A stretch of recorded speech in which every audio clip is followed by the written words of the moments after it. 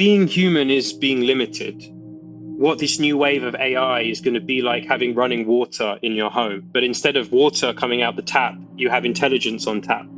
Harry Yeff is a London-based neuro-divergent artist and technologist specializing in voice and the expression of voice across disciplines, contexts, technology, and media. He has a lifelong obsession with self-improvement and with the evolution of human voice and how far he can push his own. I met Harry at Bell Labs back in 2017, and from the outset have been incredibly impressed with him. He's wildly talented and a deep thinker. He's been researching human and AI collaboration since 2016, has over 100 million views on YouTube, and is also a guest lecturer at Harvard University. His accolades are many and also include being a world-renowned beatboxer. He's collaborated with companies like Bell Labs to train their AI machines and then beatbox with his second self. He's been visualizing voice for over 15 years, and when it comes to pioneers in creativity and AI, Harry is at the forefront of voice, conversation, and how this technology can help us become more human. I always enjoy my conversations with Harry, and I'm so excited to not only kick off Creativity Squared with our interview, but also for you to get to hear his amazing perspective, stories, and projects, spanning from his current digital voice gems to seeing art as ceremony for the human spirit. So with that, let's jump in. But have you ever thought, what if this is all just a dream? Welcome to Creativity Squared. Discover how creatives are collaborating with artificial intelligence in your inbox, on YouTube, and on your preferred podcast platform. Hi, I'm Helen Todd, your host, and I'm so excited to have you join the weekly conversations I'm having with amazing pioneers in the space. The intention of these conversations is to ignite our collective imagination at the intersection of AI and creativity to envision a world where artists thrive. Just a dream.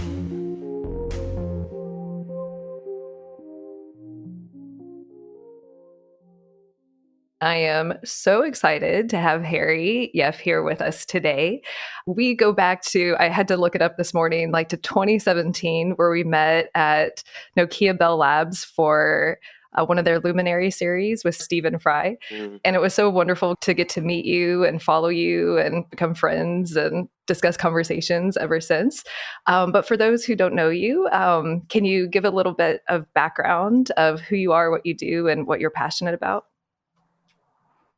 Yeah, so I'm a founder in the voice and tech space, but I come from the arts. So I came out of music and performance, was a multinational beatbox champion, and my obsession with voice, almost completely as a surprise to me, emerged into academic spaces with voice, new opportunities in technology with voice, and really to just be an astronaut of voice, to really think about what is the possible future of the human voice. And I don't like labels. I feel like with such a wide theme, it's allowed me to explore and direct and create and build. And it's definitely day to day, not a boring thing. But that weekend when we met, that was a very strange trip to New York, and it was a real highlight. Just watching Stephen Fry, being at Bell Labs, and just us talking about AI at the time. And that year, that was when you were one of their artists in residence. Was that 2017 when you started working on the project? So why don't we talk about that a little bit? And for those who don't know, maybe you could explain Nokia Bell Labs artist project and even their Antioch chamber for those who don't know about it too, and why that was such a special project. I mean, yeah, so Bell Labs, for those that don't know, is a really old tech institution. And in the 60s in New York, there was a program called the Experiments in Art and Technology program. So it actually started with figures like Rauschenberg and John Cage. And it was the first time that artists and engineers were really placed together.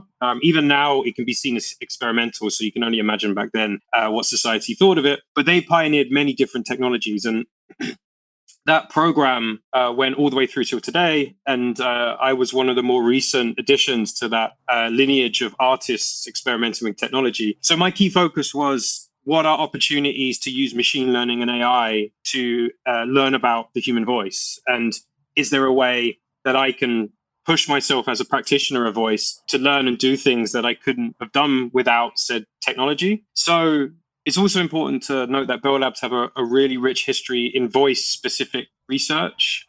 Their foundations were in telecommunications, but they did the world's first speech synthesis. And there's some really interesting stories. It influenced like 2001 Space Odyssey and a lot of like really foundational creative and tech-based ideas started there for the Western world. So to be a part of that was an honor. And I was flown out of London like 48 hours before to have dinner with Stephen Fry with the team at Bell Labs. And it felt like a completely unplanned whirlwind. So meeting you was at the very end of that like quite crazy experience. That's amazing. Well, and I know one of the things that he said during his talk is that we need artists to help translate this technology. And you recently did a post on Instagram kind of saying a similar thing of like that we need to be experimenting and understanding to really shape the conversations around AI specifically. So when I tell people about this podcast, some people have like a visceral like reaction of like, oh, AI, it's like the Terminator and get really scared. And I think there are like genuine, concerns and fears. But I definitely take the approach of embracing this technology and looking at it from an optimistic standpoint. And I know you do too. So I'd love to hear kind of your thoughts on it as well. Yeah, I mean, like creative technologists specifically, and some artists, they're almost like the enzymes of communication. So they can find another way to really share these. Because this is the main thing. AI is power. I think intelligence is power, and that is a huge responsibility to consider. I think the biggest shortfalling is when people completely dismiss an innovation as if it's nothing to do with their lives, and also that they have a choice. So if you think about machine learning, it's already affecting all of us. We're using our smart devices, the way data is processed, and a lot of stunning insights are being generated by these technologies as well that are influencing our life. So it's already very much here. So when the power is present, how can you win over millions and millions of people to have an open mind to see how this technology may benefit them, and also how the awareness of said technology can lead to better choice making from a legislation level? Because if you have a society of people covering their eyes and ears, it means that the innovators that are generating these technologies kind of keep all of the power. So it's not just about being an accelerator of the technology. I'm much more an accelerator of the openness and the narrative. And so a lot of the pieces that I've made have reached demographics and individuals, and the kind of poetic ways of exploring these technologies means that you are just turning heads and raising awareness and creating a deeper connection, because there is a spiritual quality to learning about yourself through the potential of these texts. So I'm sure we're going to talk about this more, but there's a big difference between using like general models, which are kind of products that are being given to you, trained on data sets that are about general people around general themes, and you actually using these tools to learn about yourself for you. So I think artists, more than the kind of traditional tech space, are really responsible for making sure the right narratives permeate society so that they're open and so that they learn. And that's really what drives a lot of my own experimentation. And I'm completely obsessed with like, how do we improve as human beings? Like, what are ways of developing skills? I think it's such a powerful subject, and AI is definitely going to be a part of that question for a very long time. I love it. And I have so many questions just based on what you said. Before I go back to some of the pre-written ones, you mentioned regulation, and I'm so glad that you did. Because I'm very pro-regulation, and I don't think there's good regulation for our current technology, and it's only going to get crazier and wilder. So I'm curious if you have any thoughts on what would be like good regulation before. I feel like it's moving at breakneck speed already. But like, have you thought about that? Like, what would that look like? I mean, I think that's the question of the hour. I think that the main thing is I've already mentioned the awareness, but I think there's definitely a really obvious answer, which is on top of awareness, it's just education. I don't think there's been a call and a lot of thinking about a total pause on these things. And as sad as it is, I don't think I've ever seen human beings be able to kind of not move towards the lamp of power. I think if we are to kind of put this in a dark cave and lock the key, there will be someone somewhere that is continuing forward at full throttle when it comes to really kind of leveraging the power of this. So it's not my place to say what is good regulation. I like to think of like, well, what's in the kind of the 100,000 people that are around me and engage with XY project or idea. I think it's that awareness and that education is the most kind of high level personal first step. Because if I go back to where I grew up in East London and I talk about artificial intelligence, it's all science fiction narratives. And that is something that needs to be updated. I think there has to be a kind of a much more profound conversation about how this is present and will be present in people's lives. Yeah, that's fair. Okay, I had to ask though. I couldn't help myself. So let's go back to the early days. What was your first experience with AI? So I've always had a warm approach to the concept of AI because, so as a teenager, my first real passion was like tournament chess. So chess was what helped me realize that I can think for myself and I can have my own ideas. I am neurodivergent. I grew up in a neurodivergent home, like both my parents, and there was some huge challenges to that. And I think everything in my surroundings suggested that I would never have more than what was kind of directly in front of me. And for many of my friends growing up, that was definitely the narrative that was pushed on you. But when I found chess, it gave me something that I could use my intuition and any potential ability to think through things on my own terms. And I really took to it. I became county champion and then played in a slew of tournaments. But the reason that I improved was because my father bought me for Christmas was a simple AI chessboard. So from the age of 7 up until 14, this concept of like self-development and improving, it never got tired, it never got bored.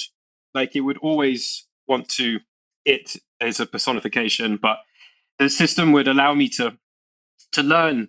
And it was actually that narrative that stayed with me all the way through till my time at Harvard University, where I realized I actually had access to new innovations with AI that I could then apply to my practice at that time, which was voice. So it all started with chess at a very young age with a simple AI chessboard. I love that. The way that you talk about competition as like one of your best collaborators kind of helped inform your second self piece at Nokia Bell Labs, correct?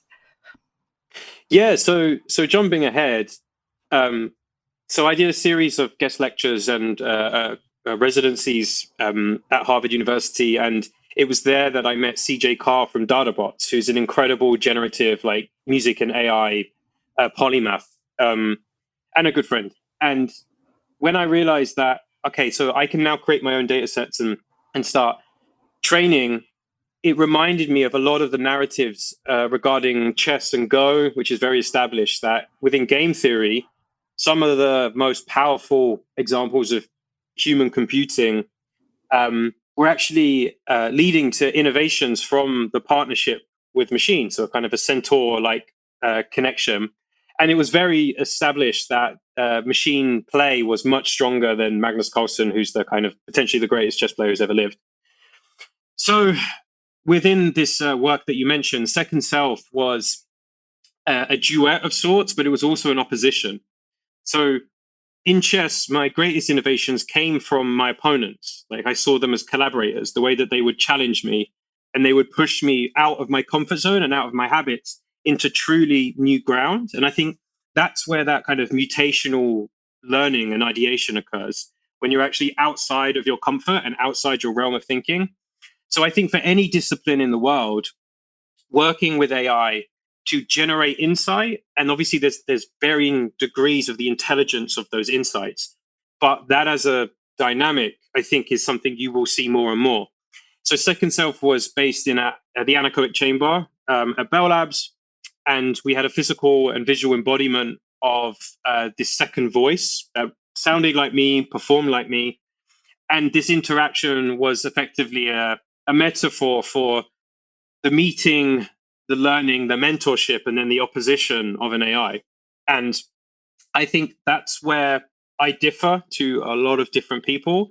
I think the opposition and the competition is actually really beautiful. And I think there's so much growth and potential that happens in that uncomfortable space. And we can discuss the power and the regulation, which is so important. But just conceptually, just spending a moment with thinking about all the times that you've been challenged or you've had to face yourself in a way that is can be profound. And I think that's, again, where the growth happened. So Second Self was a representation of that. And then we ended up touring that around a series of film festivals. We showcased it at United Nations, Google Exec, and it was seen as, and still is, it's aged very well, because that was recorded in, I think, 2018. So we're very proud of that piece. Yeah, and I'll be sure to link it to the show notes, because I've definitely watched it many times and recommend it often. So when you heard your Second Self voice from the machine for the first time, what was your initial reaction, and what were you feeling at that moment? So my reaction was the complete opposite of every single other of my peers that I played it to for the first time. So I was excited, challenged, because every single human voice on earth is unique, and something that people don't appreciate is it's an absolute just master example of engineering. The conversation we're having now is one of the most complex acts in all of nature. So normally there's only one of your voice. So to have spent 30,000 hours training and practicing and designing sounds and learning, to then hear ideas generated that I have not done, was a really challenging thought. But for me, that led to being super excited. Everybody else found it borderline disturbing, especially my speaking voice, hearing phrases. And this was kind of way before a sort of text to voice synthesis was more common. People were so what is this? And why are you saying these things? And some of it was gibberish and phrases that I've never said.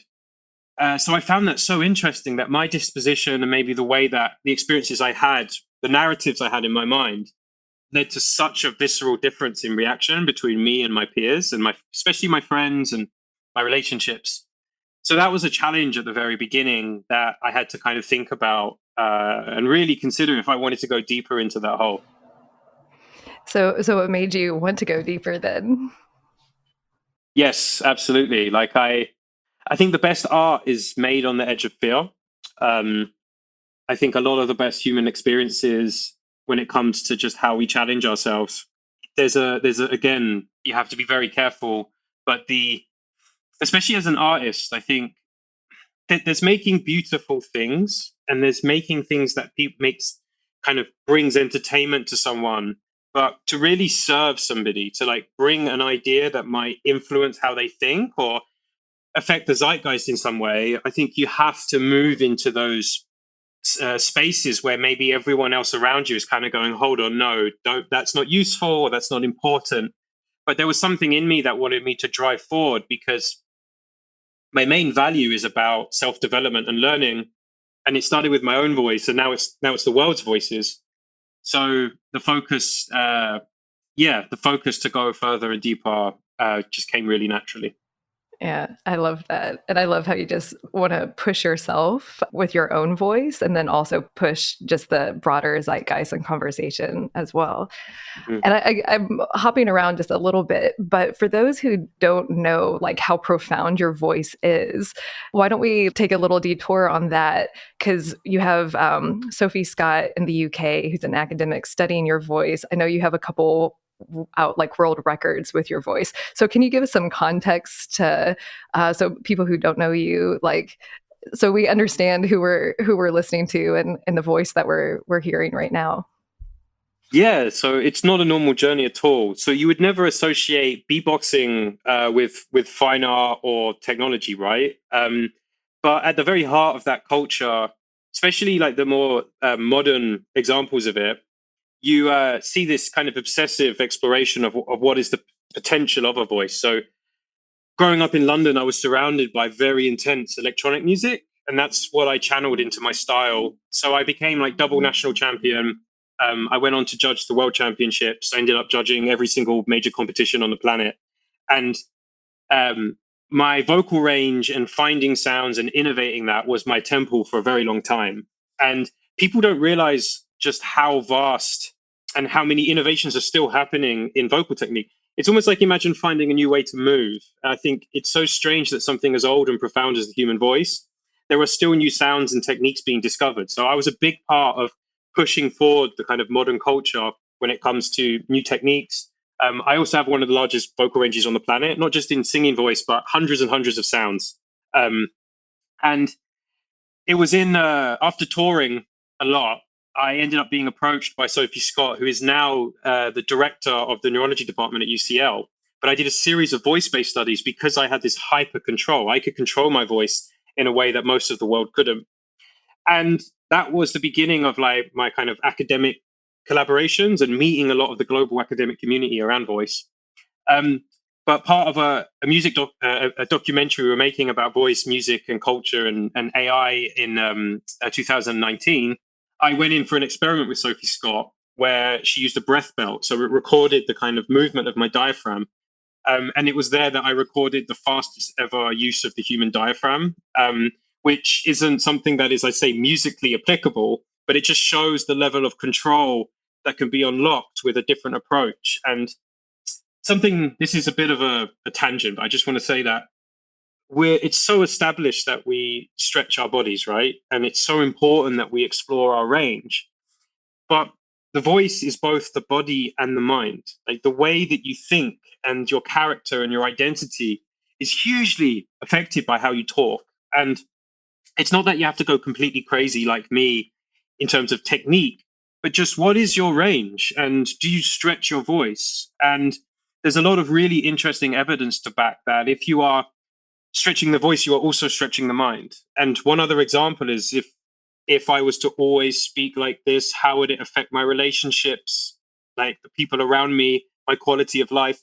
So outside of the things that you say in the language, you also massively impact your sense of self and the connections around you. So there's this kind of sometimes invisible set of ideas that I find really crazy that aren't discussed more.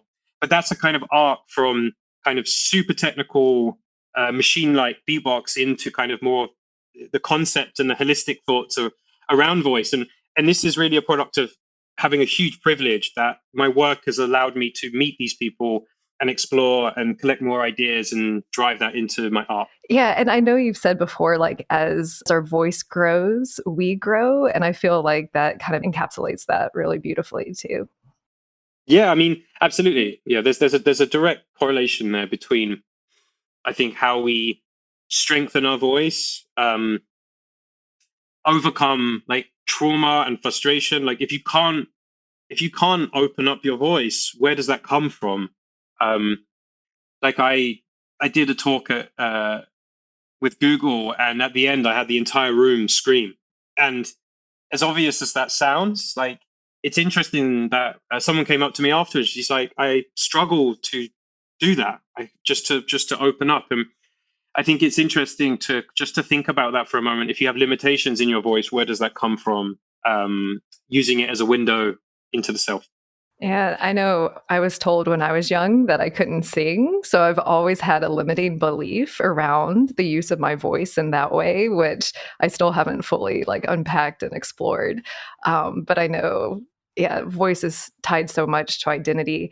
And Sophie Scott, I think in We Speak Music also kind of shared like it conveys so much because it's almost like the sounds are pre-language and that we don't even fully understand what's conveyed in all the elements of voice. So I don't know if you want to speak to that of just like yeah, what is conveyed. Yeah, well, I think to like sometimes a really good way to frame things is to kind of not think about human beings. If you look in the natural world, like vocal displays, whether high or low, can mean very different things. Whether it's courting, whether it's to show dominance or to assert. Like a lot of animals will lower their voices and make themselves bigger to send a message effectively. So this isn't just a human thing. This is more anecdotal, but it's just a fascinating thought for everybody. But next time you're with a group of people, or someone yawns and then you yawn, or they laugh and then you laugh, think about where that might be coming from, because it's interesting to think about a lot of pre-language sort of societal shared kind of ceremonies. So crying, yawning, laughter, which are three old language, profound aspects of being a human being, but there are things that can homage that in the natural world. So I think there's a lot of information and there's a lot of storytelling and there's a lot of like creation of your identity and projection of your identity that is in your voice without language. Like just the tone and the placement and how you support your voice are other forms of communication. So this was one of the main terms that came up in my work, is paralanguage. So it's all of the meta information that's stored within the voice that is non-linguistic. And I think that's a really fascinating space. All of the music that's in your voice that is channeled through the vehicle of speech. And we sometimes go our whole lives without giving that a second thought. And how strange is that?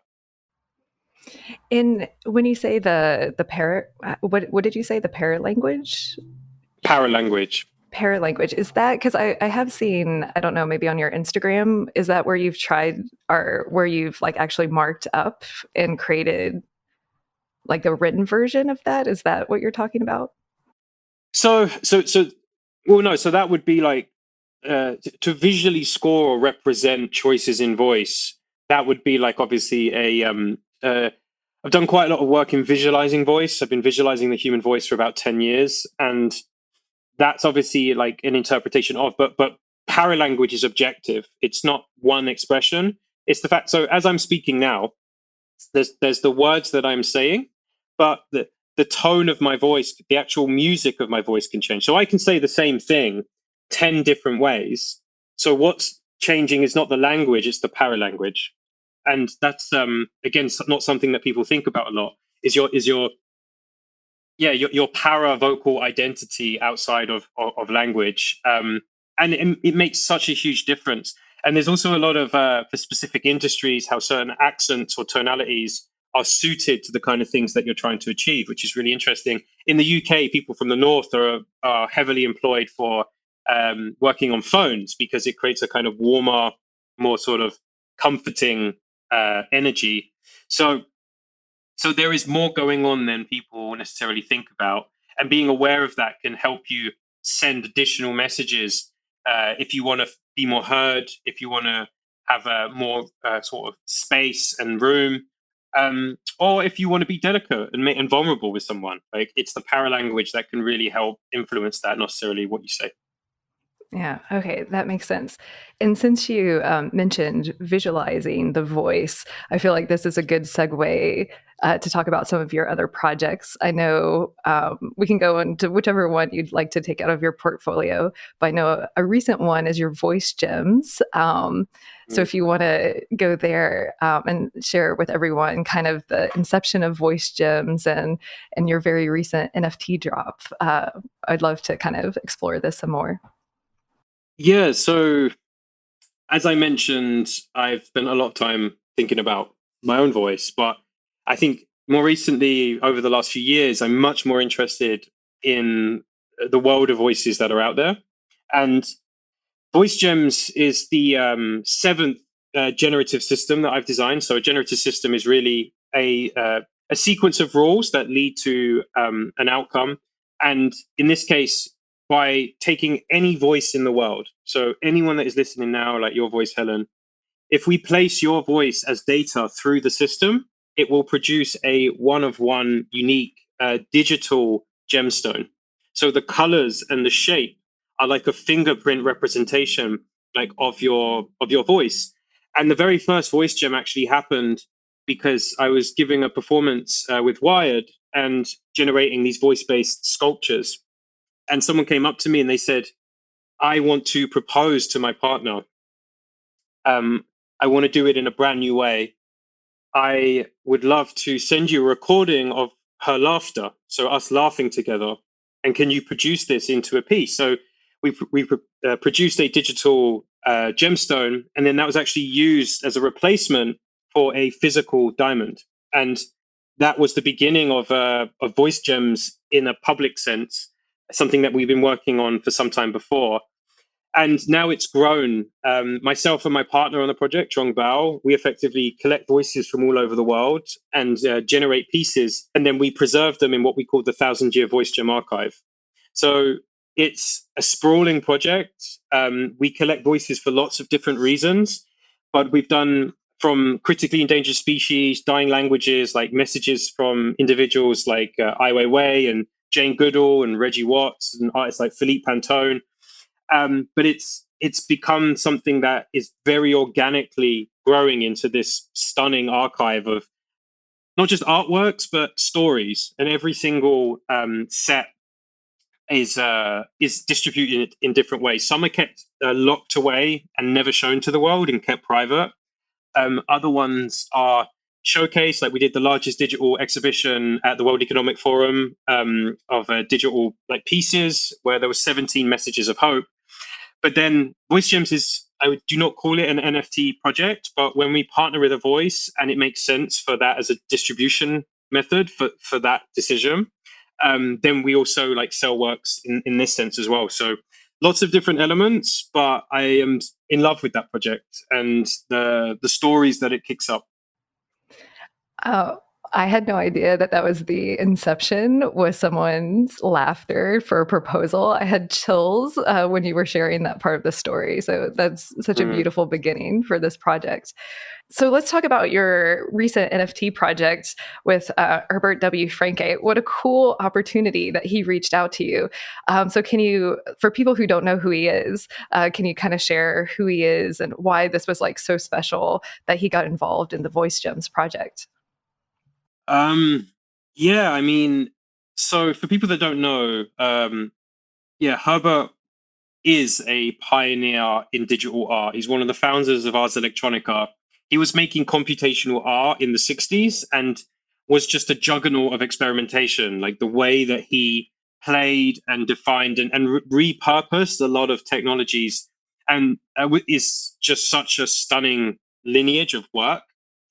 And he was 95 at the time, but we were actually part of an exhibition in Linz at a museum called Proof of Art. It was the world's first museum exhibition for effectively important NFT works and also potentially future important digital works. So he visited that exhibition with his wife. He was also showcasing, and he saw the three pieces that we had, and he decided to get in touch. And this was in 2021. And we spoke a bit about just different themes and about how the system was designed and what it is. And effectively, we started to work on a series of his poems because he's a very established science fiction writer in Germany. And the Astropoeticon poems are almost expressions and sharings of what it's like to be a human being, but also existence as a whole. So we released 3 of those pieces. They were collected, but it's a lineage of actually 16 poems. So sadly, last year, he passed away, and very few projects have his blessing to continue. So we, with his wife and with his with his insight and respect for the project, we collaborated with Expanded.art and Elementum, which are two incredible galleries in the digital space. And we released one piece as an open edition. So that's one of the 16 total. The works were collected, you collected, which I'm super grateful for. But it's a super special project because of it's part of his legacy. And that's what's quite powerful about housing a voice inside of an object. Like normally a voice is something that is like smoke, where this allows you to place like media or any kind of sharing in something that can be kept. And we were just, myself and Trung were blown away by his support and wanting to be a part of the project. And I highly recommend checking out his work. He's a true pioneer. It's amazing. And I'll definitely include everything in the show notes as well for anyone who wants to learn more. Because I think on his Twitter account, it has all the lyrics or the lines in the poem too, if you don't speak German. So I think actually this brings up an interesting point on art and the human spirit and like how these new technologies can capture it and how powerful the voice captures the human spirit. When I was listening to him speak with the voice gym, it meant so much just knowing that he's passed and then this is part of his legacy. And I felt like kind of his spirit was preserved. But I've never actually talked to you about kind of more the spiritual aspect of art. So I'd love to kind of hear your thoughts on how you think about it, whether it's with him or your own work.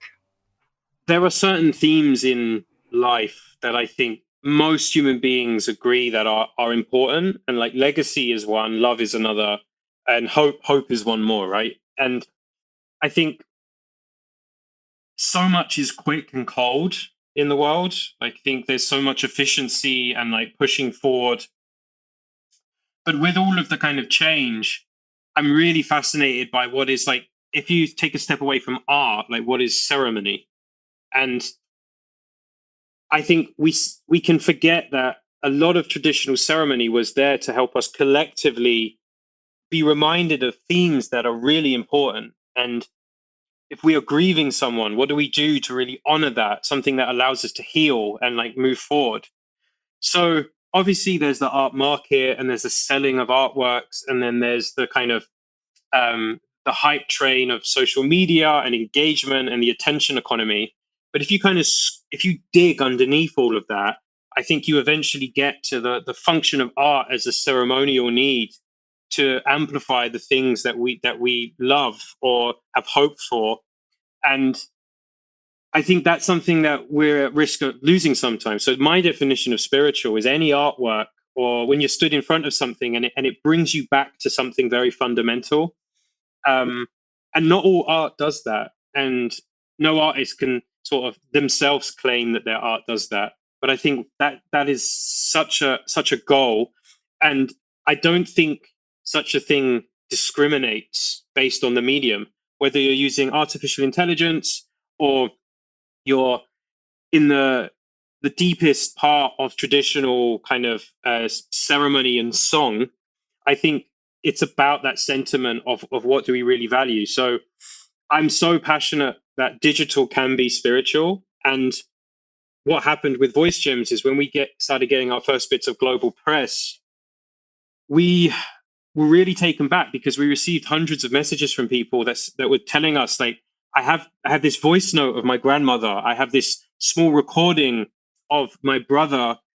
I don't know where to put it. It lives on a laptop or a hard drive. It's like I want to put it somewhere beautiful. I want to put it somewhere ceremonial that I can hold on to it. And that's something that we're still working out, is the responsibility of that.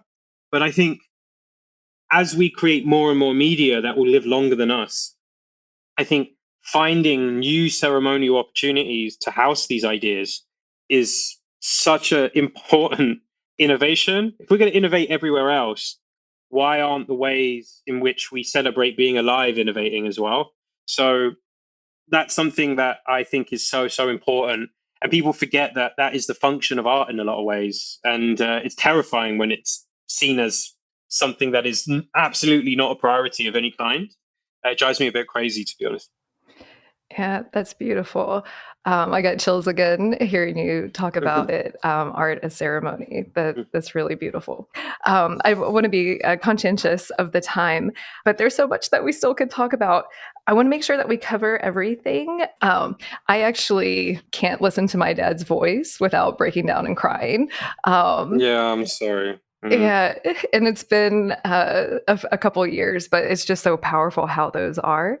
So I think it's so beautiful that you're, kind of finding a home and being really thoughtful about, how to capture the voice. And, in light of voice cloning and deep fakes and all of these things that, is very sci-fi and coming into mainstream, you mentioned earlier in the conversation using your own data and your own voice to improve yourself. So I wanted to kind of, dovetail back into that part of the conversation of why it's important or how you think about like your own voice and first party data um, in relation to your craft as well. So when we look at tools like ChatGPT, as powerful as they are, they're trained on zeitgeistian levels of information that are global. It's completely holistic and huge and like sprawling. So just to paint a picture, um, you're a writer. You have 100 articles that you've written, and you're interested in ways in which you can develop insight. And if you don't think about the prejudices that can be around a technology, if you're going to go to a course or if you're going to have a phone call with a friend, why not use every single possibility that's available to you to kind of learn and develop insight? So if you were to then take those 100 articles and use that as a data set to then generate new works, which you then took inspiration from, what's going on there? So it definitely still makes people feel uncomfortable, but I see that process as a very, very powerful process in terms of it's like a flashlight that points inwards. It allows you to see things and illuminate things about yourself that maybe you couldn't in any other way. So an example for me is I did a collaboration with the Mill in New York, and they created a listening model. So I would do a 3-minute performance at 200 BPM, so really, really complex percussion. And that listening model could identify how many variations of kick drum, how many variations of hi-hat have I performed in that piece. And that sounds very cold and very like technical. But for someone that's spent as long as I have thinking about my own voice and obsessing and trying to find ways to grow and learn, to learn something new and to actually start to then categorize them and to make even more detailed like separation, you can find a fractillion level of new opportunities to understand yourself. And that is no joke. Like that's a really powerful, serious process. And I think this is a really, really important thing is you'll have more and more opportunities just to take individualistic, private, not shared opportunities to learn. And there will be many of these like general model tools that are pitched and their subscriptions, and you will see advances in personal assistance where you're simply voice commanding and talking to these models. But what will you create for yourself as an individual? What kind of flashlight will you use and where will you point it?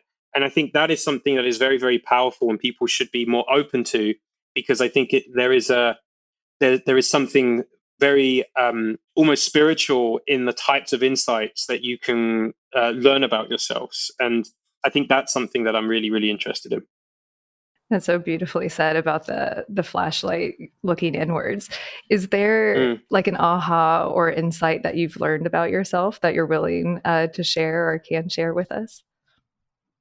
I think the most important thing was with any expertise, you have these kind of habits of behaviors. So especially with my music, there's these very meticulous choice for the way certain sounds move into each other. So it's like a chain.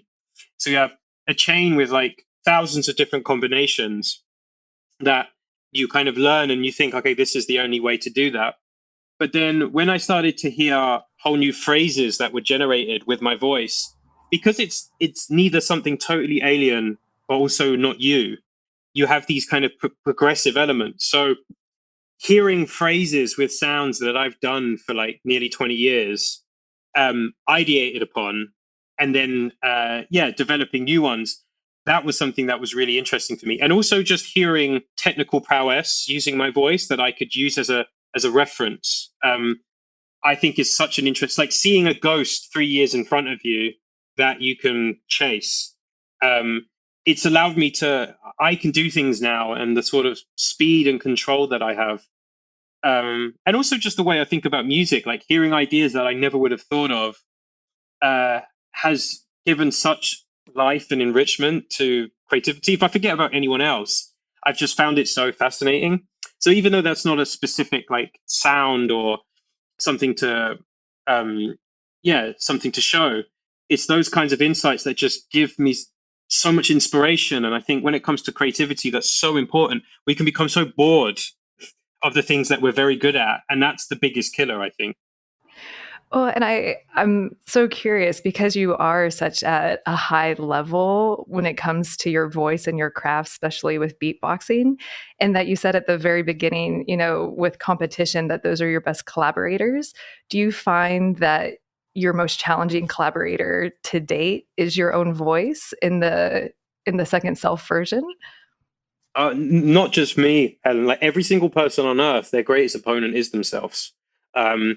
It's like people struggle to look in the mirror. Like looking at yourself in the mirror, dead in the eyes for 30 seconds, can be very hard.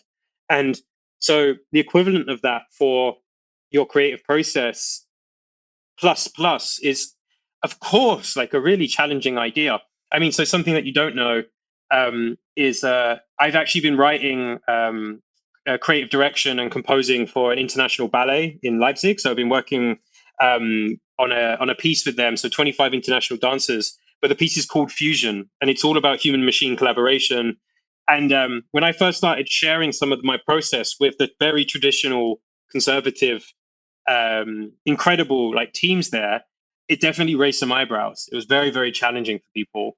So that I totally empathize with the fact that it can be disruptive, but jumping into that wave on your terms for yourself, not buying products that are necessarily sort of mass distributed, is just something that maybe people should think about, because it's a different genre of process to a lot of these kind of tools that are out there currently. Yeah. So deep, Harry. Are there any commercial tools that you know of where people can play in the same way that you've got to play, or are those not, to market yet? There's more and more, specifically with voice coming. There are ways of generating like elements of voice, and there's also very simple like AI music tools with like Google Magenta and things like that. But currently, I wouldn't say it's as accessible, but I'd say give it a year, and people will be able to generate their own works. But also, it's collaborative, and a lot of the ways that I've always worked is collaborative. Think of local universities, like even just reaching out to specific like startups and tech institutions. You'd be so surprised how they can actually be really open and sometimes desperate for creativity. So definitely, I'd say look out for I think what will be released, but also just take the initiative and be collaborative. I love that. Well, and one thing that we have to make sure to talk about, speaking of collaboration and the power of conversation, is your project, This and That, which is really kind of a laboratory that studies and celebrates conversation. So I'd love to kind of hear more about that, kind of the first inception of it and where it's at and what your goals are for it. Yeah, so Voice Gems, as I mentioned, was about this kind of almost explosively artistic expression of voice. This and That is all about helping people understand their voices on a much more like direct, like conversational level. So me and my co-founder, Rafe Offer, we just had our seed round actually to basically fund the next 2 years of trying to help the world speak and listen. And we're particularly interested on one-on-one communication. So how do you sit down and just speak to someone, and how often do you do that? Because one of our concerns, and something we saw, we had thousands of conversations with people, we had lots of different collaborations, with not knowing what will be human and what will be machine very soon, and especially for younger generations, the digital presence is so strong. We just see sitting down, having an in-person, face-to-face conversation as a potential antidote to keep a certain type of skill and quality of connection. But we don't really keep track of how often we have those really high quality discussions. And we're really interested in how people prepare to talk to each other. So kind of how we're doing this conversation now. What did we do to be ready? Like, are we being honest? Are we putting on a character? And we're also very interested in, obviously, analysis. So there are many conversations where voices of minorities and also female voices are not listened to, especially interesting insights. If a woman speaks first in a group conversation, that influences the balance. I'm not mansplaining here, I'm just sharing. And the idea, so the idea is to, what are imbalances in conversation? What are ways to help people think about and develop insights for conversation, but specifically for younger people having one-to-ones? And that, for me, that's still voice. So if you look back at everything that we've discussed, it's all about how can I/we think about making the world consider their voice and in helping people feel heard. And that's my lifelong mission. And my co-founder, Ray Foffer, he founded Sofa Sound. So he built a global community around music and hearing music in a very different way. So we've been talking and speaking to people like yourself and building a community of people that are interested in that kind of mission. And it's, even though it has connotations of smart technology and AI, it's all human facing. And it's trying to, again, bring it back to the individual and help people feel empowered and feel heard. Yeah, I know I've been privileged enough to be part of the community. And I think it was during the pandemic where you really started hosting a lot of chats of bringing interesting people together to ask really interesting questions around conversation and what that means. So I think that's something that, everyone listening or watching can marinate on, of what does conversation mean in light of 2023 when screens and distractions and noise interrupt us all the time. So I think it's a very complex but very important thing to keep track of. If we think of how we sleep and how we exercise, like, what is our diet of conversation? But we're really excited about where that can go, and it's a huge challenge. But complex problems bring really interesting people into the circle. So we'll see where that goes. But all of this and sharing it, it's not a traditional journey. It's not something that you would expect. But as innovation, I think, kicks in new ways, there's more and more reason to have more flashlights on these problems, and there's more confusion. So trying to make sense of the chaos, I think, is aim. I've just chosen the human voice to do that. Yeah, I love it. And it's such like an embodied element of being human in the midst of all this tech as well. Well, since we're kind of getting to the end, and I feel like chaos is a great note to segue into predictions of what you think, or maybe what you hope for the future, since it's moving so fast, of maybe the possibilities of what we can do with this tech. I think being human is being limited. And I think people forget that. I think this kind of abundance of everything is very dangerous for a lot of reasons. But when we see new power and new ways to kind of have intelligence, like, in some ways, I think what this new wave of AI is going to be like having running water in your home. But instead of water coming out the tap, you have intelligence on tap.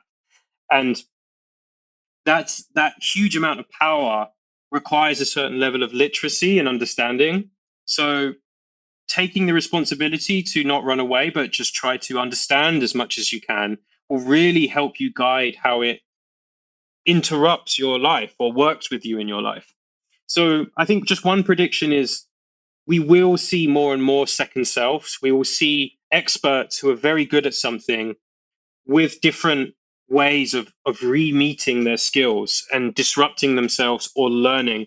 So the thing that I always say is that these systems are mentors, collaborators, and opponents. So whether you're an artist, a musician, a writer, whether you're a lawyer, when you're planning, you'll be standing on the shoulders of these systems. The question is, are you just letting these systems be unchecked, data-driven expressions that might sound good? Or are you creating yourself ways of working with these models and using your own data to drive them? There will be a time where I think people will start asking, is this human made? Like, is this advertisement human generated, or does it involve AI process? So I remain optimistic. I think we must tread very, very carefully. But I think there will be mutations in whole new expressions of art. Like, there are things coming that people are just visually and sensorially not ready for and have never happened before. And I think it's important to end this on a positive note there. I really believe that, and I'm so excited for those mutations. Yeah, me too. My actual question to Stephen Fry after the talk where we first met at Nokia Bell Labs was, have we seen the Citizen Kane of this new technology yet that fundamentally like makes us rethink how we can express ourselves in this art form? And his answer was no, that we're kind of taking our traditional narratives and storytelling and kind of, applying it to this and not really rethinking the possibilities. So I'm with you in that I share, like, I can't wait, there's new art forms, expressions, types of art that's possible, and that we're just like really, really just scratching the surface on what's to come. Well, yeah, I think specifically with chess, like the final thought is there are certain moves that specifically AlphaZero, which is the DeepMind chess engine, there's something called the infinite zugzwang. So it's effectively something that happened in a game that universally, from human observation, this is a new idea that can be integrated into the lexicon of the world's best chess players and chess thinking. And that isn't just it's such an interesting subject that we're not going to answer in this conversation. But when does something become generative and when does something become truly new? And those are two different things. There are expressions and kind of this sort of a stepped evolution of intelligence. And then there is this mutational level of expression, which everyone can step back and go, okay, wow, this is actually a line in the sand. Something really new has been forged. And we will see that more and more. Amazing. That's a great way to end today's conversation.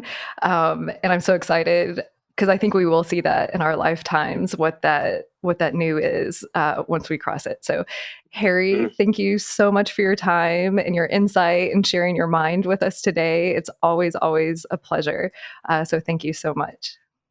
It's an honor. It's a pleasure. I always love our conversations. Thank you for spending some time with us today. We're just getting started and would love your support. Subscribe to Creativity Squared on your preferred podcast platform and leave a review. It really helps. And I'd love to hear your feedback. What topics are you thinking about and want to dive into more? I invite you to visit creativitysquared.com to let me know. And while you're there, be sure to sign up for our free weekly newsletter so you can easily stay on top of all the latest news at the intersection of AI and creativity. Because it's so important to support artists, 10% of all revenue Creativity Squared generates will go to ArtsWave, a nationally recognized nonprofit that supports over 100 arts organizations. Become a premium newsletter subscriber or leave a tip on the website to support this project and ArtsWave.